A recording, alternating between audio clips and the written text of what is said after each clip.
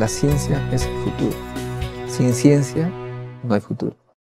Hola amigos, soy Modesto Montoya, conductor del programa Encuentro con la Ciencia, que pasa por el canal cienciaperú.tv, un canal dedicado a la promoción de la ciencia y la tecnología a través principalmente de entrevistas de los protagonistas de la ciencia, es decir, los investigadores más importantes que tiene, más productivos que tiene el Perú y, por supuesto, de vez en cuando en el mundo.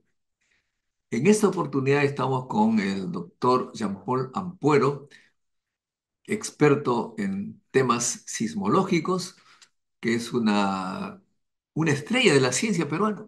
Así como hay futbolistas que viajan por el mundo y se hacen famosos, también hay científicos que traen galardones para el Perú. Los deportistas no son los únicos que traen medallas. Jean-Paul Ampuero tiene recientemente ha recibido una medalla de plata del Centro Nacional de Investigación Científica, CNRS, institución francesa de importancia mundial. Es la institución que, de acuerdo a los rankings, está entre el primero y segundo lugar en producción científica como institución. No estamos hablando de universidades. Cuando se colocan universidades e instituciones de ciencia, en general, el CNRS está pues top. Bueno, Jean Paul también, eh, debemos decir, es un científico internacional. Ha estado en Francia, donde estudió, en la Universidad de París 7, ahora se llama París Sorbonne. Hay cambios en Francia. Ha estado en el famoso instituto de Caltech, donde no sé cuántos premios Nobel hay ahí, en todos los campos, especialmente de física, que yo me acuerde. En fin, un científico que trabaja ahora para el Instituto de Investigación para el Desarrollo, IRD, que tiene representantes en el mundo entero, y también en el Perú, por supuesto. Y para que nuestros jóvenes colegiales y universitarios peruanos se enteren cómo se logra éxito a nivel internacional en el campo de la ciencia, vamos a conversar con Jean-Paul. Gracias, Jean-Paul, por aceptar esta entrevista. No, gracias, Modesto, por la presentación y la oportunidad, ¿no?, de compartir con todos aquí en Perú de todas estas experiencias. Cuéntame entonces, ¿cómo es que un científico puede tener éxito en este mundo tan competitivo? En Ujú. primer lugar, tú has estudiado en el franco peruano, ¿no? Y obviamente has estado entre, no sé si el primero, pero entre los primeros de tu promoción, que son enviados becados a Francia, Ujú. te enviaron a la Universidad París 7. Ahí empezaste entonces tu carrera internacional. Debe ser un shock, digamos, partir Ujú. a los 16, 17 años a París, en el centro de París, incluso cerca del Cartier Latin, donde hay muchos motivos para divertirse hasta perderse y dejar los estudios. Sí, ¿Cómo fue esa transición? ese cambio. Bueno, nada de esto hubiese ocurrido sin la oportunidad que me dio el gobierno francés por el medio de una beca de estudios, ¿no? Para iniciar mis estudios universitarios allá en Francia. Y verdad que gracias a esa oportunidad pues me pude independizar e ir solo, ¿no?, a los 17 años a Francia y, como dices, es descubrir un nuevo mundo, ¿no? A una edad en que uno quizás nunca ha vivido solo antes. El momento de la diversión, ¿no? Ay, bueno, 17. uno tiene Aunque que... dicen algunos, como recomendación para los jóvenes, la juventud es para preparar el futuro, no para divertirse. No, pero preparar el futuro puede ser una actividad divertida, ¿no? No es incompatible. Claro. Uno tiene que descubrir todas estas dimensiones de la vida, ¿no? Y para poder ser un líder, uno también tiene que comprender la parte humana de lo que hacemos. Efectivamente, Y entonces efectivamente. descubrir una nueva cultura es un proceso divertido, pero claro, es un proceso también de crecimiento personal, ¿no? Y uno tenía que, pues, equilibrar el trabajo, los estudios y lo demás, ¿no? La vida. Y hasta ahora eso ha sido una constante en mi vida profesional, es el lograr ese equilibrio entre la vida personal y el trabajo, ¿no? Bueno, pero además tú estás allí en el centro de la cultura francesa, ahí lleno de museos, de instituciones que han generado mucho conocimiento. Es enriquecedor, ¿no? Claro, en París la oferta cultural era enorme, ¿no? Y lo sigue siendo. Por eso es que uno tiene tantas oportunidades de conocer tantas cosas, ¿no? Y estar expuesto también en la universidad a profesores con tanto conocimiento, ¿no? Y Mucho es, debate. Ahora, eso es interesante lo que tú dices porque en estos países desarrollados, el profesor siempre está en contacto con los alumnos, siempre están monitoreando, conversando, discutiendo, mm, cosa que se ha perdido mucho en el Perú. Prácticamente el profesor va, dicta su clase y desaparece. sí, de esto lo conversaba con mi padre, que él estudió en la uni en los años 60 y me contaba eso, justamente, que lo que él apreciaba de esas épocas era ese contacto personal con los profesores, ¿no? Que eran mentores, eran gente que uno lo seguía también de un lado humano, ¿no? Personalizado. Ahí en Francia, pues sí, hay un contacto un poco más cercano, sobre todo cuando uno empieza a hacer investigación Claro, con los profesores, ¿no? claro, yo me acuerdo que cuando llegué allá para hacer un trabajo de investigación, el profesor te muestra pues los libros que tienes que leer Ujú. y te entera de las cosas. Primero todo lo que se ha hecho en el campo y luego eh, tienes que poner lo tuyo, tu parte. ¿Cómo fue ese proceso? Sí, ese es un proceso, Como que cuando vas a hacer tu tesis sobre esto, supongo que te dieron también un montón de libros para ponerte al día. ¿O cómo fue? claro, era un proceso de aprendizaje que también el aprendizaje de ser independiente, ¿no? De convertirse en un investigador. Y claro, no nos servían las cosas en bandeja. Nos daban, esto es el conocimiento que está ahí disponible para ti, pero ya a partir de aquí es tu trabajo con tú convertirte en el experto del tema. El asesor ya no es el experto, eres tú el que tiene que tomar las riendas del tema y convertirlo en tu tema, apropiarte del tema hacerlo crecer, ¿no? Y a veces el alumno comienza a entrar en contradicción con el director, puesto que ya los conocimientos nuevos un poco van en contraposición con los que traía el profesor. Puede ocurrir que había debates en la oficina de mi asesor de tesis doctoral, en donde cuando llegamos ya a la frontera, de las cosas que ya no se habían hecho, a veces pues él tenía una idea de en qué dirección ir, yo pensaba que era otra dirección la que sí iba a funcionar, y a veces me decía, pero inténtalo nomás y ya veremos, ¿no? Y yo, bueno, ¿qué? Decía, ok, lo voy a intentar y a ver si funciona lo que tú quieres. Eso es interesante en esos lugares. Nuestros seguidores deben comprender esto, Ajá. porque este canal está dedicado a la educación también a los jóvenes. Y tengo que dar con mucha pena decir, ¿no? Que acá los alumnos a veces no comprenden que deben poner ideas, discutir con el profesor, se aíslan, se van, Mm, dicen de vez en cuando, profesor, dígame solamente qué tengo que hacer, ujú, pero eso ujú. de discutir en equipo con los otros tesistas, no, mejor Mm, allá en los equipos sí. son entre todos, discuten, entre todos eh, proponen ideas. Cuéntanos un poco esa experiencia que tuviste. Sí, es eso, fomentamos ese ambiente de discusión, ¿no? Donde pueda crecer el alumno. Estamos hablando ya de alumnos en tesis doctoral, ¿no? Que gente que si sigue ese curso es que quieren convertirse en investigadores.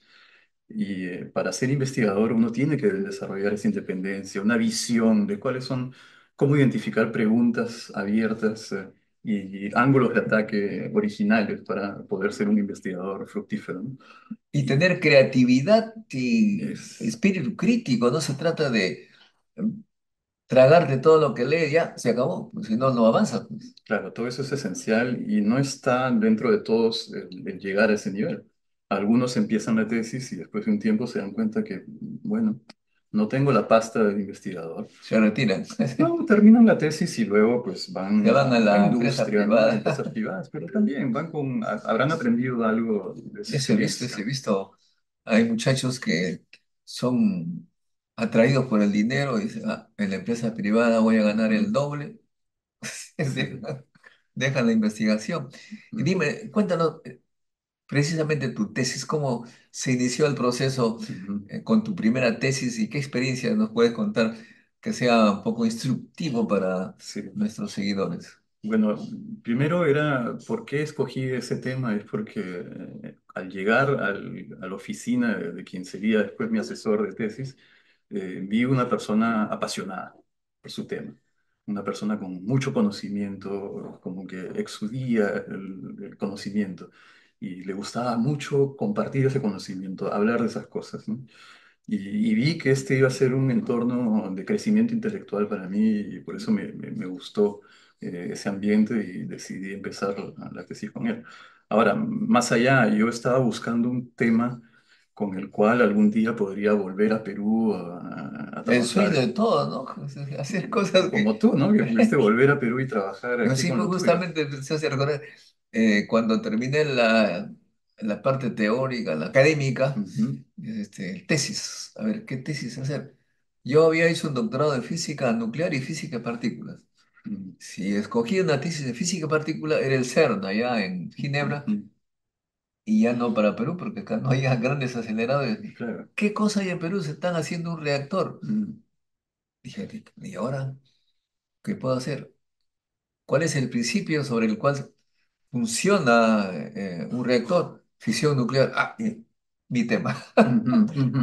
Razonamiento, como tú dices, para volver al Perú, ¿no? Claro, y yo fui incluso más ignorante. Yo cuando entré, el día que entré a la clase en el anfiteatro y estaban dando la clase de subpartículas, porque yo estaba en física, me dije, pero ¿qué voy a hacer con este tema en Perú? No puede ser, tengo que buscarme un tema más cercano a la Tierra, más cercano al Los piso, ¿eh? sismos. Y así El fui Perú es convergiendo hacia sísmico. los sismos, ¿no? Y eso es lo que me cautivó y ya me he quedado en ese tema desde entonces. O sea, tú hiciste en primer lugar lo que le llaman la licenciatura Sí, matemáticas, física y recién en la maestría la geofísica. y la maestría fue en física, En geofísica. geofísica, perdón. Ujú, Ya, y de ahí pues se define la investigación para el doctorado, ¿no? ujú. ¿Y cuál fue el título de tu tesis de doctorado? Un estudio físico y numérico de la nucleación de los sismos. Es decir, Nucleación de los sismos. sí, cómo se inician los terremotos. Era la teoría de cómo se inician y cómo podemos simular el inicio de Entonces, los terremotos. de la Fricción, constricción, de la sí, fricción de los las detalles de la placas. física de la fricción. Y eso ya se estudiaba ya, por supuesto, pero pensando en otros continentes, porque allá hay poco movimiento en Francia. Claro, Francia desarrolló la sismología porque, bueno, quizás como Claro, muchos otros países sus colonias, casi. por la época de la Guerra Fría, que era cuando los sismólogos tenían que estar monitoreando los ensayos nucleares. Cierto, cierto. Me Eso acuerdo en el año desarrolló. 85 tuvimos una reunión de físicos nucleares en Hamburgo. Ujú, Se llamaba Congreso de Científicos por la Paz, ujú. Físicos Nucleares. ¿Y de qué se trataba? Desarrollar métodos para detectar los sismos producidos por las bombas nucleares Exacto.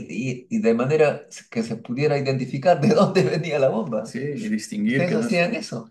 Bueno, eso es lo que se hacía en la época de la Guerra Fría y eso ¿En es qué lo que año dio un estamos boom. hablando? Los años 50, 60, o sea, de ahí llegó mucho dinero para la sismología, mucho desarrollo instrumental, teórico, observacional, y desde entonces quedó una escuela de sismólogos en Europa y en Estados Unidos, ¿no? Y en Francia sí hay una sismicidad moderada, digamos que no son ausentes los sismos, ¿no? Claro, bueno, Y hay muchas centrales nucleares, entonces hay infraestructuras críticas como las centrales nucleares que claro, tienen un sí. nivel de seguridad enorme, entonces, claro, eso también impulsa el desarrollo de la sismología.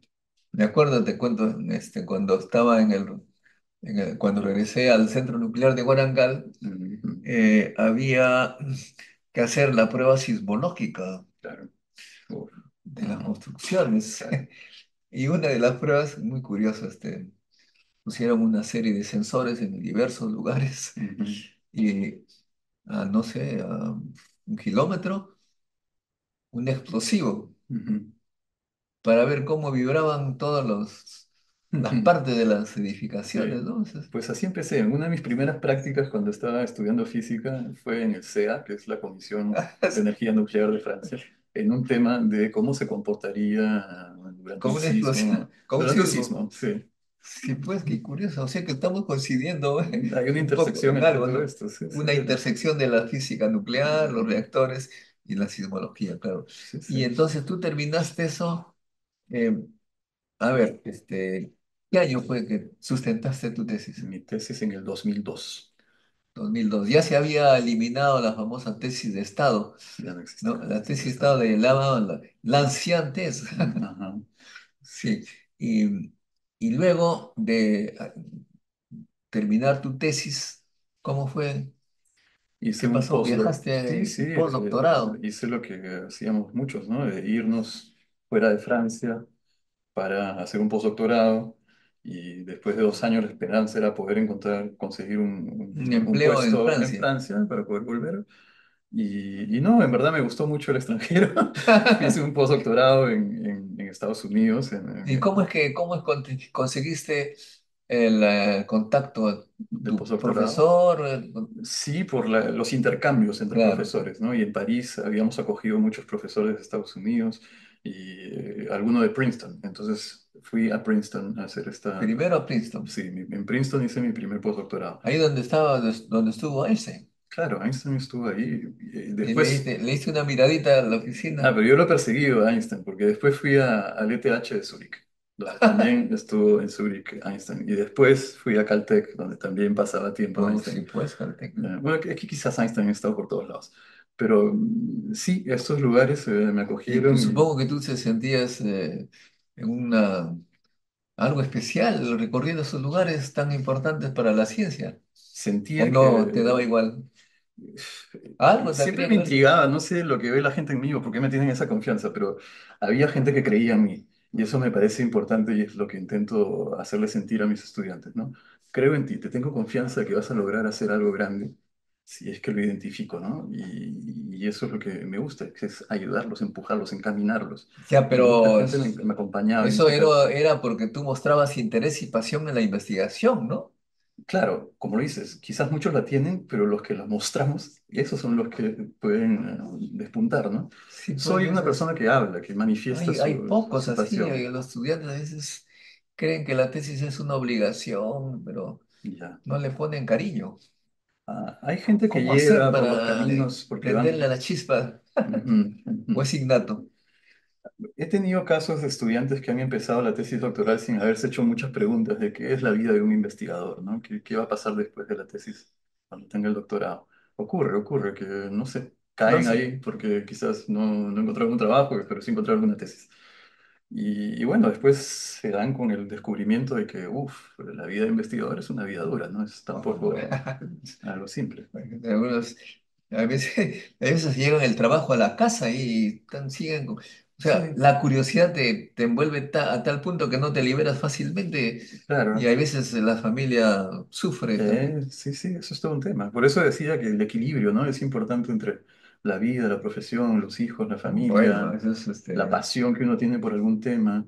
eh, y eso, pues, pero no hay que descuidar la vida familiar, la social. mm, Algunos la descuidamos un poco y tenemos nuestros periodos, ¿no? Y después uno se vuelve a ajustar. me acuerdo que mi hijo, el mayor, me miraba y una frase que hasta ahora me acuerdo, me dijo, esta no es vida. Nada, sí, O ocurre. sea, que no sabía como tú balancear tal vez el... A veces el cuerpo te lo dice, ¿ah? Ha llegado un momento en que, por ejemplo, tuve una parálisis facial de la mitad de la cara por ¿Uh? el estrés, sí, me ha ocurrido, por cosas horribles que ocurrían en el trabajo. Y ya, tu Ah. cuerpo cede, ¿no? Oye, sí, recientemente estaba conversando con otro galardonado, ¿no? Tú seguramente que has escuchado hablar, Carlos Rojas, Ujú, del CNRS, medalla ujú, de bronce. ujú. Me Me acuerdo. dijo que, lo vi un poco delgado, me dijo que había tenido el burnout. Burnout es algo que ocurre, claro, claro. Uno puede ocurrir cosas, Es un, ¿cómo le eventos llaman muy en graves. español? Um, El surmenage le llamaban en Francia surmenage en antes, en francés, español no sé cómo. pero acá tiene otro nombre, ya me estoy olvidando. Pues claro, hay que cuidarse, ¿no? Y creo que en todas las profesiones puede ocurrir, pero en investigación lo he visto, ¿no? En muchos, y como recién ahora la gente está hablando abiertamente de este tema y es importante, ¿no? La salud mental en el trabajo. Relajarse, bueno, eso me falta a mí, caray, tengo que de vez en cuando tener unas vacaciones largas Sí, ahora. sí. No, el deporte, yo juego fulbito, o sea, Ah, eso sí. claro, porque si no, pues el cuerpo también hay que activarlo y qué sé yo, me O gusta sea que hay que viajar. tener, amigos, siempre algo que te saque de la rutina Sí, y que sea agradable, ¿no? sí, la música, también toco música y eso me saca y me pone en otro universo. ¿Tocas algún instrumento? Sí, el cajón, el bajo. Mm, Qué bien que... sí, sí, sí. Einstein tenía pues su violín, ¿no? Sí, sí, sí, sí. Bueno, Eso no recordaba, pero me estoy acordando, ¿cómo se llama? Feynman, que tenía a su, sus congas. Bueno, yo tengo mis cajones, ¿no? su Soy cajón. peruano. No, la de Feynman es una... Hay buenas anécdotas que cuenta él. Dice que se fue a primero era un medio, como dirían, medio picarón, Era Feynman, ¿no? bohemio, ¿no? Era un poco Medio picarón, machista. Sí, sí, sí. porque él cuenta que creo que estaba en Caltech, Sí, está en Caltech, y sí. entonces se le ocurrió viajar a América del Sur, quería Ah, venir a Perú mm, y entonces tenía que aprender español. Dice que él se fue al Instituto de Idiomas, ujú, donde enseñaban portugués y español, ya. y que en la cola del curso de portugués había chicas más simpáticas, así que en lugar de estar en la cola español se fue a Portugal y Perú perdió pues esa oportunidad de tener. Sí, no me extraña Y una vez eso. allá en el hotel cuenta él mismo que las chicas de la Varig, esa aerolínea, Mm, ¿no? Estaban en el séptimo piso del hotel y él a cada rato pasaba por ahí para ver si conversaba con alguno. Y se inscribió en la escuela pues de samba, ¿no? ujú, Y dice que cuando vino ese famoso desfile carnaval, el dueño del hotel había guardado pues un asiento especial casi en platea para ver el desfile mm. y no venía. ¿Y dónde se ha ido Richard? Y de repente lo ve que estaba con la gente que desfilaba con su... Los congas. Caray. O sea, bueno, de todas maneras hay que tener eso, ¿no? Una cosa aparte de la investigación. Sí, y esto ocurre también cuando hacemos conferencias, pues hay un momento de socializar, ¿no? Y Así hay un pues, momento de cierto. hacer una fiestita, un karaoke, tocar, sacar los Sí, instrumentos. Y es ahí donde la gente enlaza relaciones que van más allá de lo profesional, cuando nos volvemos amigos, y eso permite que también que los proyectos facilitan los intercambios, las relaciones entre los laboratorios. me estás haciendo recordar mi juventud, Jean-Paul. Ujú, Me acuerdo que, ¿qué año fue? Fuimos a una conferencia en los Alpes de Francia sí. y, y veo pues que habían científicas jóvenes, Mm. porque antes puro hombre, nada más eran los físicos, ¿no? Ah, física, sí. Como tú dices, en el momento de socializar Ujú, ya no era como antes que se ponían a conversar de cosas raras. ujú. Ahí era baila, las chicas comenzaron a Claro, bailar claro. y me acuerdo de esa famosa canción, Voyage, Voyage. ¿No? Dice, ¿qué es esto? Le digo, efectivamente cambió un poco la visión del científico antiguo y ya pasó pues Mm. ya también había participación femenina, aunque hay poca gente femenina en Francia en ciencias, o me parece, la Eh, última vez que he ido, la semana pasada, ujú, he visitado los laboratorios ujú. y los científicos con quien hablaba había Mm. casi todos hombres. No, quizá depende del campo de investigación. En Era ciencias de la Tierra, nanotecnología. en mi laboratorio, somos quizás 40-60% ¿Ah, hombres y sí? mujeres. Sí, sí, sí. Hay un Ah, buen mira. equilibrio. Pero claro, el gobierno fomenta, Fomenta, promueve claro, ese equilibrio, ¿no? pero ahí me sorprendió eso, ¿no? Bueno, y esa, y la vida familiar, tú tienes dos hijos. Sí, sí, dos hijos, 12-15 años. ¿Y cómo es esa interacción del científico con los hijos? Pues 12-15 años es una edad difícil, ¿no? Sabes que los hijos tampoco están ahí para interactuar mucho con el padre a esa edad, ¿no? Están en su onda, ¿no? Eh, pero sí, siempre les he intentado compartir lo que yo hago, ¿no? Esa pasión. A veces me llevaba mi hijo, por ejemplo, a trabajo de campo para que vea un poco ¿Tú lo cómo... llevas a ver algunos ensayos sísmicos? Sí, algunas fallas, hemos ido a pasearnos por fallas juntos o a veces íbamos caminando, paseando por la playa y le mostraba pues alguna falla en la playa y cosas por el estilo, ¿no? intentar hablarles de los temas, porque también eran temas presentes. Cuando vivíamos en Estados Unidos, en California, Ah, por pues supuesto, era un lugar muy sísmico, entonces tenía que hay grandes hablarles. fallas, ¿no? Claro, claro. Y también lo veían La ahí en falla de San California. Andrés. Sí, sí, sí. Y veían que bueno, aparecía yo en la televisión cuando había un terremoto. Entonces, veían cómo estaba yo conectado con todo este tema y cómo ellos hacían parte de una cosa que era algo grande, ¿no? Porque Caltech también estábamos conectados con la NASA. Entonces veían que los grandes éxitos de la NASA, los grandes éxitos de Caltech. Entonces, como que han crecido en esa burbuja En un mundo de élite, pues. donde veían que estábamos conectados con cosas que están muy dinámicas, ¿no? Ahora, pues sigo conversando desde estas cosas cuando puedo, ¿no? Pero ya están en otra edad, en realidad. Uno a esas edades ya son más difíciles de impresionar. Mira, se sabe hoy pues que hay mucha competencia entre las potencias por los talentos Mm, y los talentos siempre buscan ir donde están sus colegas talentosos, ¿no? mm, Y mm, dicen que se están formando así de especie de ciudadelas eh, de talentos. Una de ellas es California, otro Boston, y mm, allí hay una retroalimentación, como tú señalas, científicos e hijos, los amigos de científicos, una mm, especie de círculo virtuoso. sí. ¿Tú has sentido eso? Sí, claro, es una burbuja, como decías, de la élite, ¿no?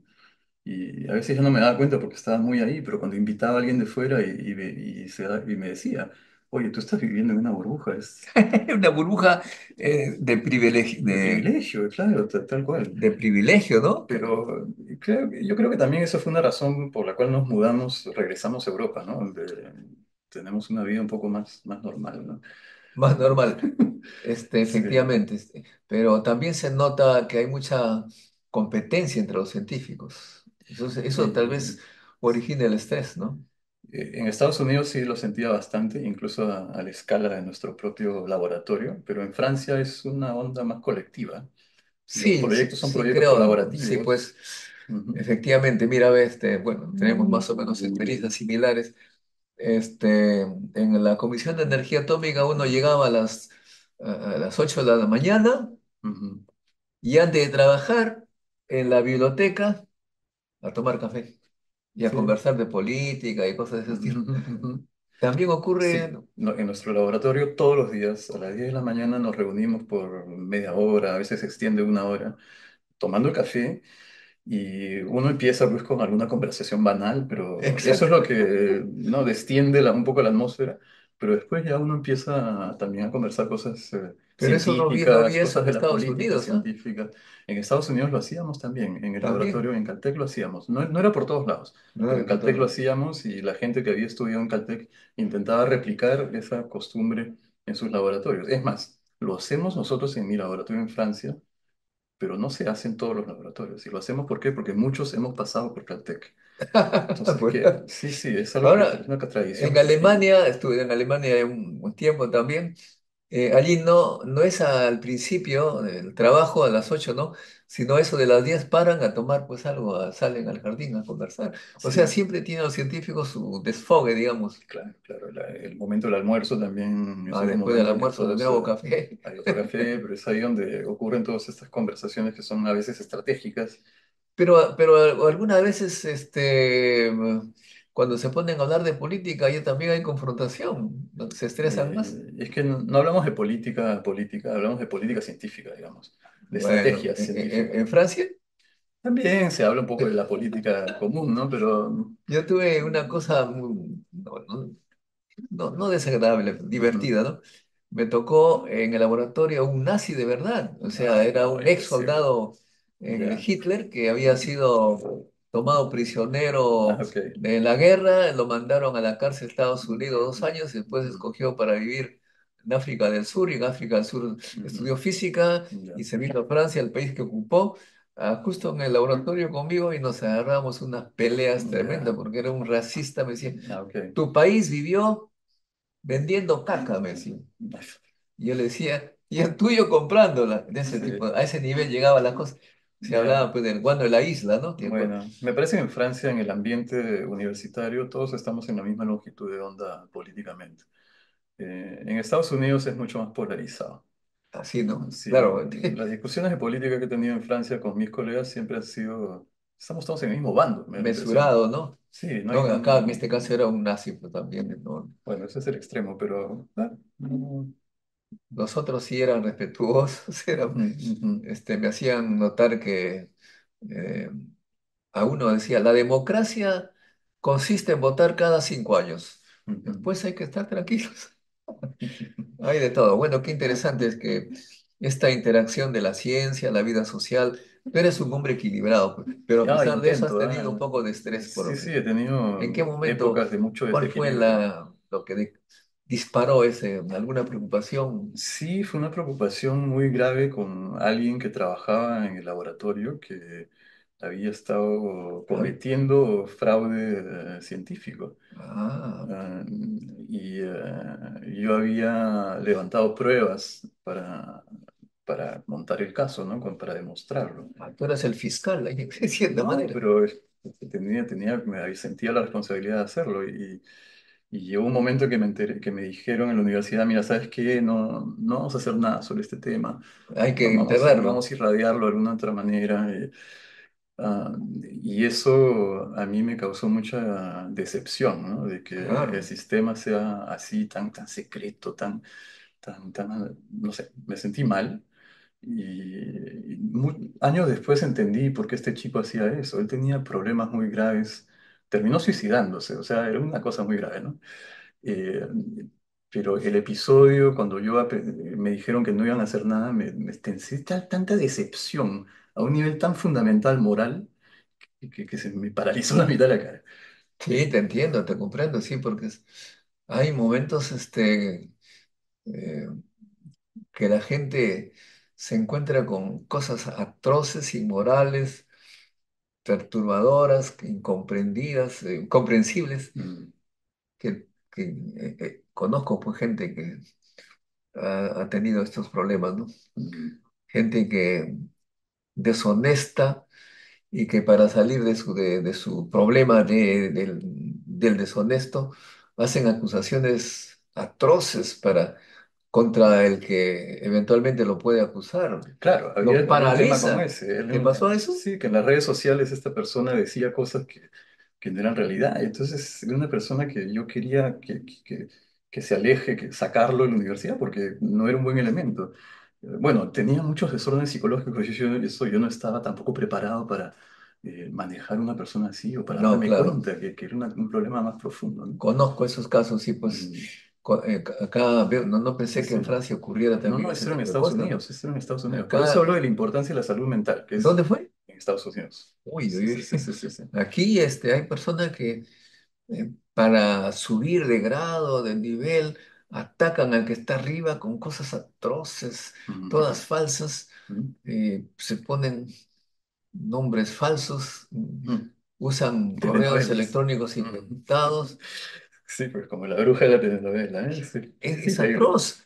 Gente muy cochina. Un caso bien grave Ujú, fue que nosotros tenemos un científico en la biología muy conocido acá, no sé si tú habrás escuchado, Carlos Bustamante, que está en Berkeley, ujú, un tipo muy bueno, ujú, que lo invitan eh, regularmente a la Academia Sueca, ujú, pero un tipo en Estados Unidos, peruano, ujú.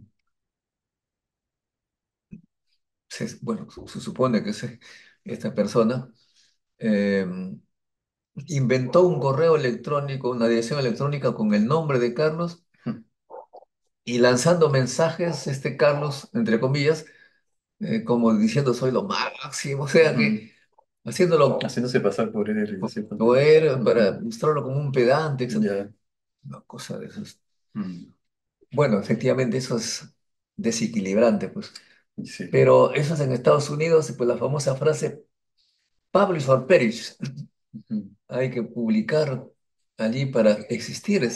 Sí. Eso también causa estrés. Claro, claro, pero uno ya se mete en el juego a Y una publicar. vez cuando aprende cómo jugar ese juego, ya, se vuelve una naturaleza, ¿no? Ahora, el fraude que tú señalas, Ujú, este, cuando estuve en Alemania, en el mismo equipo, había un joven no era alemán, me dice que es rumano, ese es ujú, Víctor Nilov.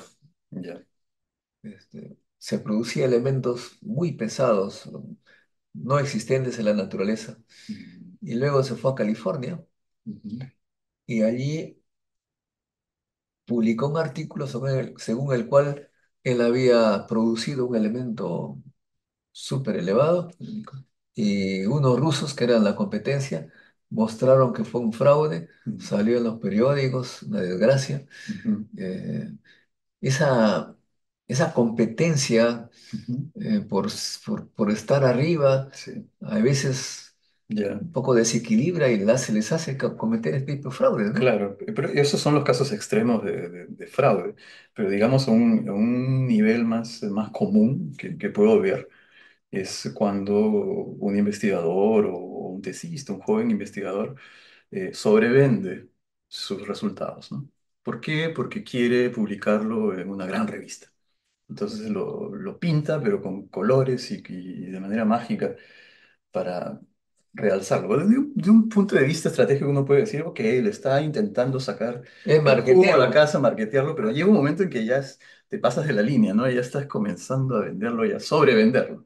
Ya comienzas a trastornar un poco la realidad de la O importancia del sea, resultado. estimados amigos, lo Mm. que nos cuenta Jean-Paul significa pues que en la ciencia, el mundo científico, no es exento Mm. de lo que se ve en la política. Somos humanos, ¿no? Somos humanos. Hay algunos mecanismos para Y a controlar veces hay todo eso, pero confrontaciones entre ellos terribles. sí, Bueno, tú has tenido una de ellas, ¿no? claro, a Yo me veces. acuerdo de una conferencia de dos franceses Ujú, eh, que científicamente eran muy buenos, ujú. pero no estaban muy de acuerdo con los resultados. Y en plena conferencia internacional, el uno le dice al otro, o sea que tú crees que mi trabajo eh, No no vale vale nada. nada, no vale bien. Ujú, no vale nada. Y Ujú. el otro le responde, trois fois rien. Tres veces nada. Tres. Yo era amigo, bueno, Sí, amigo de uno de ellos, de que dice, no puede ser que esto ocurra en el mundo de los científicos, pero sí, como uno dice, no necesita somos llegar, humanos. somos humanos, a veces la gente se pasa de la mano, pero bueno, también uno tiene que aprender a contenerse, a comportarse, ¿no? Es una discusión científica, ¿no? No estamos ahí jugando pichanga Sí, en pues. el patio del colegio. Ahora tú has tenido éxito rotundo, digamos. ¿Qué fue, según tú, lo que te catapultó? ¿Qué trabajo? Mm, ¿Cuál fue el ah, descubrimiento sí, que te hizo descubrimiento. subir al podio? Mira, si vuelvo al principio, ¿no? Cuando hice la tesis, eh, una de las cosas que hice fue desarrollar un método numérico para la simulación de terremotos. Y muchas veces veo que justamente los trabajos más citados son cuando uno desarrolla una herramienta, ¿no? Que va a servirle a los demás. Ah, bueno, Y eso, un método que todo el mundo y utiliza. Ah, después, claro, se utilizó mucho y eso fue, creo, sigue, sigue, sigue. una primera contribución. Sigue, sigue, no hay problema. Después, cosas sobre la teoría de cómo se inician los terremotos. Ahí hicimos una buena contribución desde Princeton, que se publicó en 2005, que fue pura teoría, pura ecuación, puro papel y lápiz y un poco de simulaciones. Y llegar a una ecuación que sintetizaba mucho el resultado de este tema de la iniciación de los terremotos. Eso fue algo que fue importante en esa época. Y después ya más últimamente, pues, Y incluís ahí muchas citaciones, entonces. sí, ese es un artículo muy citado. ¿Y qué más? Cuando ocurrió el terremoto del 2011 de Tohoku, también acabamos de desarrollar un nuevo método para observar los grandes terremotos y lo pusimos en marcha con este terremoto y descubrimos cosas, observamos cosas que no se habían visto antes. Eh, a veces hay oportunidades como esas que, bueno, hay que capturarlas, ¿no? Y más recientemente, pues tenemos el descubrimiento de estas señales gravitacionales que generan los terremotos, que al principio fue una idea completamente teórica, matemática, y después lo logramos observar y ahora lo ¿Las estamos... ondas gravitacionales? No son ondas gravitacionales, son señales gravitacionales en Ah, verdad. Bueno, señales, perdón. fundamentalmente son ondas, pero bueno, uno no puede resolver su propagación, ¿no? Lo que vemos es que hay un cambio de gravedad que podemos registrar incluso antes de que lleguen las ondas sísmicas, porque ni Ajá. bien empieza el sismo, empieza a cambiar, a mover masa, empieza a cambiar el campo gravitacional, Ah, qué y eso se interesante. propaga, pues lo has dicho tú, a la velocidad de O la sea, luz, entonces lo vemos. una redistribución de la masa, Ujú. obviamente va a cambiar el campo gravitacional a distancias. Claro, cuando lo pensamos, es obvio, pero es una señal ínfima. Claro, eso Nadie nunca la había estado mirando. pero para eso había de tener detectores muy sensibles. Sí, pero nos dimos cuenta que para terremotos muy grandes, con los sensores actuales, podríamos verlo y lo encontramos. Ahora, si queremos seguir mirándolo, incluso para terremotos más pequeños, tenemos que desarrollar nuevos instrumentos. Y toda esta idea vino de esta Y ahí interacción tiene con que los ver mucho físicos. la tecnología, Sí, la sí, electrónica y todos estos nuevos materiales, porque sí. Y, básicamente hay que afinar los instrumentos de detección, ¿no? claro, y es ahí donde nos ha servido mucho interactuar con los físicos que han trabajado en la detección de las ondas gravitacionales, porque ellos, claro, han invertido décadas en desarrollar estos instrumentos y han esperado hasta que llegaron al descubrimiento, ¿no? Lo mismo nos gustaría hacer a otra frecuencia. Ellos trabajan como a 100 Hz, nosotros trabajamos como a 0,01 Hz para estas señales. Entonces tenemos que apoyarnos sobre las tecnologías que ellos han desarrollado, pero desarrollar algo nuevo, ¿no? Y nos gustaría llegar a eso, sí. Pero ahí ya está prácticamente trabajando con cosas de las que se preocupaba Albert Einstein. Y sí, eso es una consecuencia de todo lo que han hecho, ¿no? Sí, pues. Igual con la fotónica, estamos desarrollando mucha sismología en cables de fibra óptica. Convertimos los cables de fibra óptica en antenas de 10.000, 50.000 sensores. Y es lo que queremos No, hacer a ver, aquí. tú tienes Una fibra, una fibra óptica muy larga. 100 kilómetros. ¿Cuánto? 100 kilómetros de fibra. 100 De kilómetros. un extremo envías un pulso ¿Ya? de láser y registras las Claro. difracciones en los defectos de la fibra que van a regresar. Las vibraciones. Y cuando se deforma la fibra, el patrón de Claro, de pues de todas scattering maneras hay un cambio va a cambiar en y la dinámica. claro, y por interferometría podemos registrar Che, todos que tú los estás cambios haciendo celulares. física, la Soy física físico. eres un físico, pero yo pensaba que los sismólogos pues, sí, a ver cómo Mm, tiembla la Tierra. Hay pura no, física es ahí. que hay una interacción entre tantos campos. Sí, eso es lo bello. Sí. Qué La interesante. gente que termina haciendo Todo lo sismología, que ¿no? uno tiene que Son... aprender aquí con los jóvenes científicos. Sí, Y sí. además súper elegante esas ecuaciones. Sí, la gente que termina haciendo Ese, sismología viene de... yo me imagino la emoción, mm, que sientes cuando haces ese tipo de cosas y descubres algún fenómeno detectable, ¿no? Eso es eso es algo que me ha encantado, ¿no? No ocurre mucho, ¿eh? Pero cuando ocurre es un placer, pero enorme, ¿no? De ver que algo teórico en realidad Sale allí sí. en el resultado A veces experimental. trabajamos al revés, ¿no? Observamos algo, ya sea en la naturaleza o en el laboratorio, y después intentamos desarrollar un modelo para eso. Pero los físicos trabajan al revés. Primero hacen la predicción teórica y después desarrollan el experimento para demostrarlo. Con la Tierra uno no puede experimentar así tan fácilmente, no puede controlar. Sí, pues Pero a veces nos ocurre que... uno tiene que, Ujú, uno tiene que esperar, ustedes tienen que esperar que suceda algo para, sí, eh, pero en la física se hace el fenómeno, se sí. produce, se Pero bueno, genera. tuvieron que esperar a que registren la primera onda gravitacional, a que haya algún evento astrofísico, pero ocurren seguido, ¿no? Pero ahora ya están acostumbrando y están detectando Sí, varios. muchísimo. Es una frontera, sí, un nuevo campo. Qué interesante. Mm. Y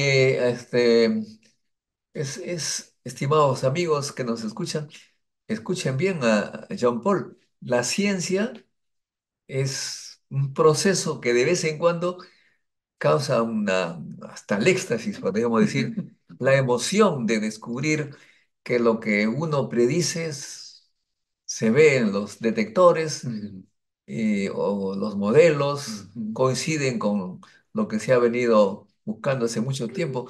La curiosidad se satisface por ujú. pulsos, no es que permanentemente, de vez en cuando Sí, sale sí. algo que satisface lo que estábamos preocupados por mucho tiempo, ¿no? La contraparte también es interesante, ¿ya? Cuando uno observa algo que quiebra completamente el concepto que uno Inesperado, tenía. Claro, ahí inesperado. está la oportunidad, ¿no? De aprender algo nuevo, desarrollar un nuevo O modelo que sea que pueda explorar cuando eso. el científico observa algo totalmente inesperado, sorpresivo, Mm, una gran emoción porque hay trabajo para comprender. exactamente, es una oportunidad, un reto. Un reto, ¿no? Y ahí pues se ponen todos los científicos a buscar competencia, quién llega primero, como estamos últimamente se habla de la materia oscura, ¿no? Ajá, La materia oscura existe, vamos a detectar por todos lados tratando de buscar sí, alguna partícula oscura, pero sí, en sí, fin, sí. son cosas. Y ahora tú has venido a Perú ya un poquito para relajarte o No, no, el no. IRD, el Instituto de Investigación para el Desarrollo, una de sus grandes misiones es enviar a nosotros, sus investigadores, a hacer proyectos con los países del sur, los países en desarrollo. Entonces yo he escogido hacer mis primeros proyectos aquí en Perú. Entonces el año pasado ya vine durante 2 meses, este año estuve aquí durante 3 meses, el próximo año será igual. El IRD es el Instituto de Investigación para el Desarrollo Ujú, que está pues en muchos países. sí, Acá hay varios franceses ujú, científicos, no solamente en el tema de los sismos, están en muchos campos, glaciología, sí. están en biología, Biología, la Amazonas. Es ujú, un instituto extraordinario. Creo que multidisciplinario. no sé si Estados Unidos tiene algo similar, No, pero hasta en Japón los veo al IRD. Por sí. todos lados están ustedes. Mm, Qué bien. Y entonces, así específicamente, en esta oportunidad, ujú. ¿qué cosa te ha atraído aquí? Muchas cosas. La primera es el trabajo en el SASPE, que es el Sistema de Alerta Temprana Sísmica de Perú, que es un proyecto que desarrolla el IGP, el Instituto Geofísico del Perú. Y nosotros las apoyamos con el desarrollo de los métodos de inteligencia artificial para hacer esta alerta lo más rápido posible. Y eso es uno de los temas. También queremos hacer crecer ese sistema de alerta temprana, extendiéndonos hacia el mar con cables de fibra óptica. Y eso lo estamos discutiendo aquí con la DHN de la Marina de Guerra, que puede apoyar con su buque, el BAP Carrasco, para instalar esos cables. Y también con el IGP, ¿no? Son las entidades que se ocupan de las alertas tsunami y sismológicas. También estamos implementando ya esta idea de las ondas, de las señales gravitacionales para complementar el SASP. Pero también otros temas. Ha habido, por ejemplo, alguien ha propuesto hacer un documental que sigue la historia, el tema de los terremotos y el gran terremoto que esperamos aquí en Lima. Ah, o sea, un documental de esos de 1 hora donde hablaríamos, por supuesto, de lo que ocurre aquí modernamente, este sistema de alerta temprana que estamos desarrollando, pero ir hacia atrás hasta el hombre de Caral. En Caral es una civilización de las más antiguas del mundo, 5.000 años antes de Cristo, y ahí existe un método de construcción sismorresistente, que son las chicras. Ah, Así me han contado, claro, bien avanzados. es Ahí los científicos extranjeros se sorprendieron claro, de ese es algo conocimiento. que tenemos que rescatar y difundir más, ¿no? Es un orgullo y saber que aquí en el Perú en esa época se construía mejor que ahora y que nos inspire, ¿no? A construir mejor. Y eso, entonces este documental terminaría con esa nota optimista, positiva de cómo vamos a hacer para reconstruir mejor la ciudad después del gran terremoto, ¿no? Organicémonos Pero para no eso. solamente cómo construir, sino dónde construir. Sí, y eso Ellos es. sabían, se ponían en primer lugar lejos del río Ujú, para evitar los huaicos sí, y ahora sí, hacemos todo. sí, Siempre mi abuelo decía, sí. los costeños, porque el de la sierra, son muy extraños porque destruyen el valle. No, antes, Ujú, antes se vivía en los cerros Calatos ujú, para mirar el valle y bajar al valle a sembrar. ujú, Ahora se destruye el valle para poner edificios ujú. y de la ventana se ven los cerros Calatos. O sea que Sí. ha habido un cambio, pero efectivamente, cómo culturalmente cambiar esta idea de los peruanos para que se acostumbren o empiecen a nuevamente a respetar el valle, ¿no? A Porque tienes planificar. ahí a Pachacamac, tú Ujú. ves que está Los cerros arriba en un centrales. cerro calato y arenoso y el valle hermoso. Ujú. Ujú. Ahora están construyendo en ese valle hermoso, están destruyendo.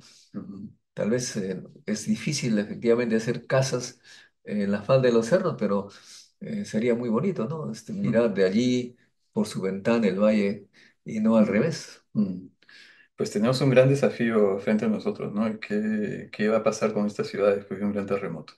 ¿Cómo vamos a reconstruirla? Y ahí también queremos generar un círculo de reflexión sobre esos temas, muy multidisciplinario, porque va mucho más allá de lo ingenieril, de lo sismológico, ¿no? Va allá hacia lo político, lo social, lo psicológico. Es cómo organizarnos juntos para lograr esto. ¿Cómo vivir un día después?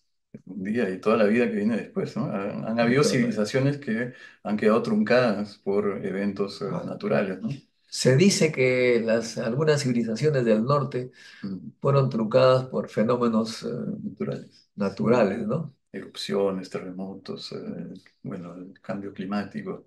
El mismo Caral, se piensa que eso se truncó por un cambio climático de escala global, ¿no? Sí, pues así es. Ahí yo soy de la libertad y mi abuelo me decía pues que ¿por qué estamos viviendo acá hasta la parte occidental? Tú sabes, comienzan los cerros Mm, y el pueblo mío está aquí. De ahí ujú, se mira el mar, de frente, ¿sí? En línea recta. ujú, ¿Por qué crees que vivimos acá? No sé, pues ujú, tan locos, pues acá hace mucho frío. ujú, No, me decía, antes vivíamos abajo, ujú, hace miles de años, no sé si miles, ujú, tal vez algunos siglos, ujú. y las montañas cayeron y destruyeron todo. Sí. Los valientes se fueron a vivir a los costados, la Huaca de la Luna, en Trujillo, ¿conoces? Ya. Un poco al sur de Trujillo Ujú, hay unas huacas, pues, ujú, ahí se fueron a vivir. ujú, Y el otro a Chanchán, al ujú, norte, ujú, lejos del río. ujú, Pero los más precavidos miraron y dijeron, no vamos arriba, ujú. ahí no va a haber hueco. O sea, ellos pensaban en el futuro. Sí, la experiencia Claro, habían sufrido, ¿no? Y ujú, entonces ellos sabían cómo más o menos evitar esos sufrimientos.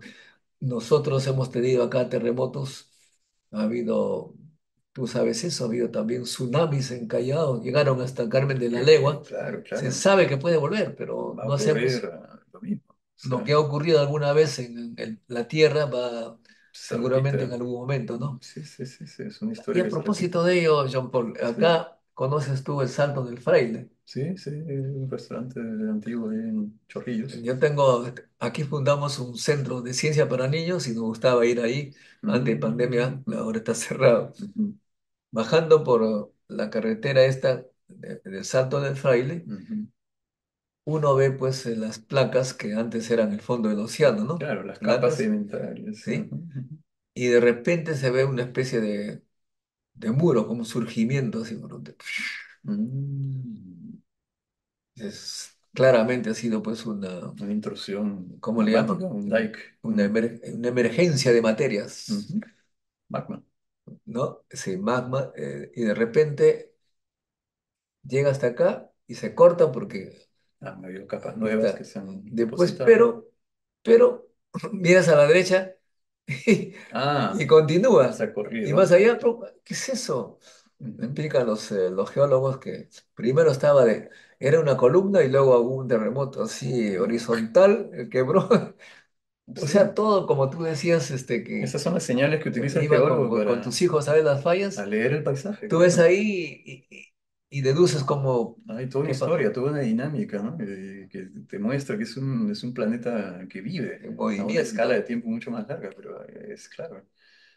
Y todo esto que decías, cómo ocupamos el territorio, es una presión, una tensión entre diferentes cosas, costos y beneficios, diferentes elementos de nuestra vida que a veces tienen más peso que otras y las decisiones que tomamos, ¿no? A veces con conocimiento, pero a veces con ignorancia o cerrándonos los ojos a cosas riesgos tienen un tiempo de recurrencia muy largo y preferimos ignorarlos o cruzamos los dedos, no nos va a tocar, no me va a tocar a mí no, pero sí, ocurre.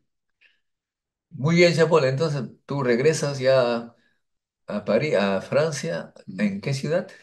Estoy en un pueblito que se llama Biot, la ciudad más cercana es Antibes, que está entre Cannes y Niza.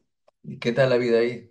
Muy agradable, Tranquila, claro, claro, es un mucha entorno, vegetación, bosques, bosques, playa, laguitos. montañas, lagos, es muy agradable, es un lugar excelente para investigar y para hacer su tesis doctoral. Tranquilidad, ¿no? Sí, Bueno, yo sí. me aburriría, francamente, Bueno, pero una de las Jean-Paul. cosas que hago cuando estoy aquí es identificar estudiantes que quieran venir a No, hacer eso sí. tesis ahí. Sí, ¿Y cuándo vas a volver a Lima? ¿Está planeado? sí, el próximo año en la misma época. Próximo año. Sí, Nos haces saber, pues, para claro, claro, que nos cuentes a nuestra gente. por Ya somos supuesto. 74.000 seguidores. Wow, wow, Acá en Perú es éxito, raro. éxito. A mí me llamó la atención Ujú, que haya gente interesada en escuchar a los científicos.